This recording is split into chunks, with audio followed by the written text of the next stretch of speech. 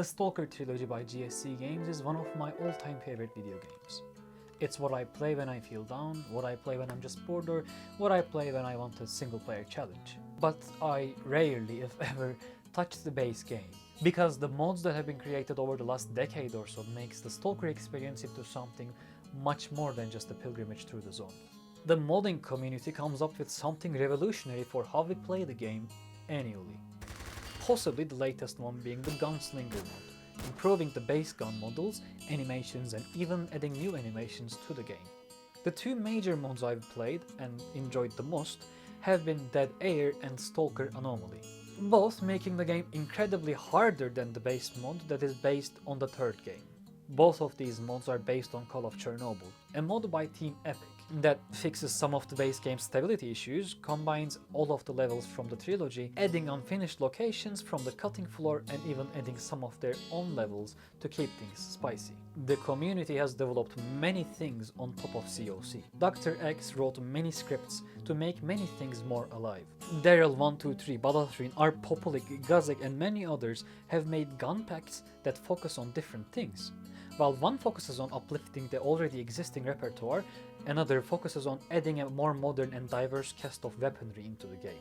Smurf made HUDs, Virju, I don't know how to pronounce that, developed a whole new game system, and many people made many mods ranging from small script tweaks to whole new games. Hundreds of people have spent thousands of hours modding these games, figuring out the inner workings of a game engine held together by spit and tape. Obviously, the modding community dates back much further than Call of Chernobyl, but we need a starting point for this video, in which I'll discuss the differences between Dead-Air and Anomaly, my favorite things to come out of the community so far, and how the differences between them create highly contrasting experiences. Contrasting experiences, I'm not sure if I pronounced it right. Dead-Air is a cruel game, but it's also very beautiful. It's the spiritual successor to Misery, another mod where you'll most likely find yourself in the radioactive pits of the zone, wondering what went wrong and how you ended up with your body torn apart by a mutant. And at a glance, Dead-Air isn't much different than Misery. It's still not friendly, it's still incredibly hard to stay afloat, yet Dead-Air is much more than that.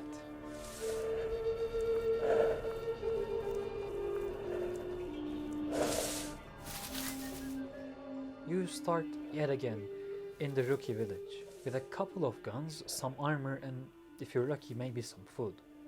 You're completely free to do whatever you want in the zone now. The cold air is all around you. You hear the wind caressing your skin, and you see trees are slowly falling asleep for winter. It is a soothing place. No matter the amount of murderers or radiation or mutants crawling all around you, the zone is a soothing place. You escape into the zone, not out of it. You don't walk nor run fast. You have to take your time and breathe in the atmosphere. Like most people fresh in the zone, you talk to Sidorovich for jobs and start your journey there. You kill bandits, help rookies, fetch loot, and listen to the incredible soundtrack compiled by the Dead-Air team. The cold, dead air combined with the soundtrack makes the soothing visuals and sound effects an amazing experience. You move slow, die quick, have unreliable guns, have a hard life, and still, Dead-Air is what I play at 4 AM when I want to calm down and forget real problems.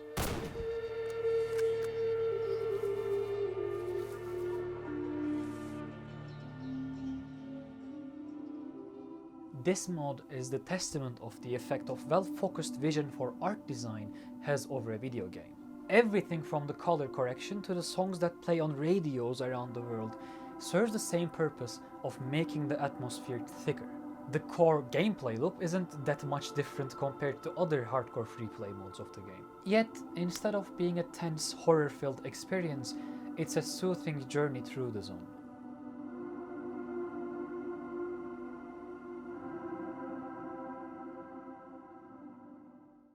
Anomaly, on the other hand, is nothing like Dead-Air.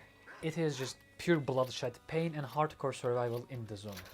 And it's one of my most played Stalker mods of all time.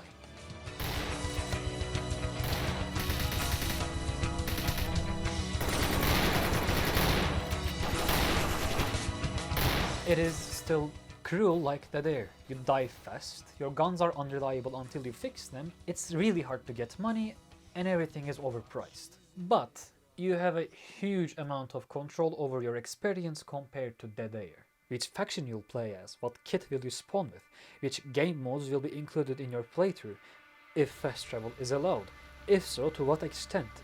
It takes this ancient game and brings it up to 2011 standards. A 64-bit executable file, better optimization, an updated new engine, ultimately a more stable and enjoyable experience. Anomaly is the definitive Stalker experience for people who are left wanting more after the trilogy. It is the ultimate sandbox for the zone that was created by GSC Games in 2007. It has a unique story that takes you through the zone one more time, with new characters and decent dialogue. You can go through with this quest as a member of most of the factions in the game, and after that the game doesn't even end. There's another quest line that pops straight up while after you finish the main storyline.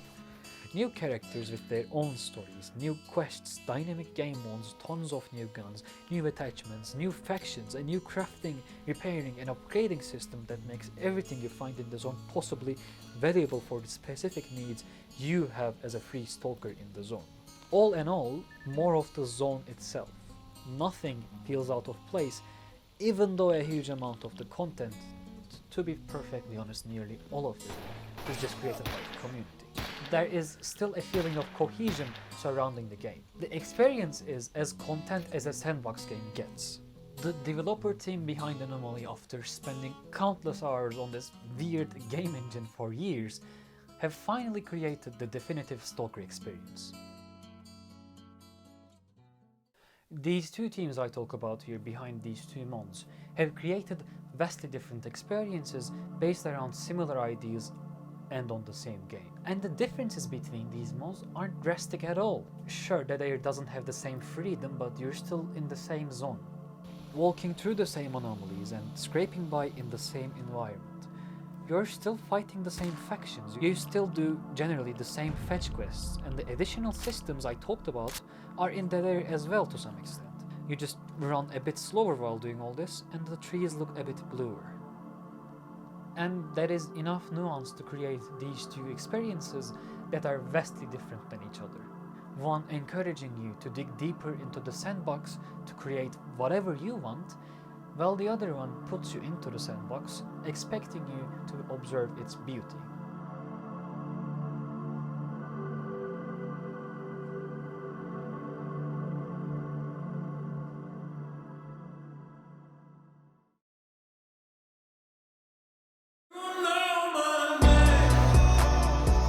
Hello there, the weather is 30 degrees Celsius and I'm fucking melting in my room right now. And thank you for watching my video. I have made a couple of videos about Stalker in the past, and this one has been the fastest, because it's been things that I was thinking about throughout the 200 hours or so, not 200, 100 hours I spent between Dead-Air and Anomaly. And yeah, it's been a really natural progression making this video. This quarantine I have really focused on making videos to the extent of failing a couple of classes. It's fine, I'll probably finish them sometime in the future. So if you have liked what you've seen so far, please consider subscribing. I will make sure to keep creating. Dude, I suck at fucking public speaking. I'm a terrible public speaker. Yeah, that's pretty much it. I will make videos. If you like them, please subscribe. If you don't like them, you can dislike and leave. It's fine. Thank you again for watching my video. See you soon, hopefully. Goodbye.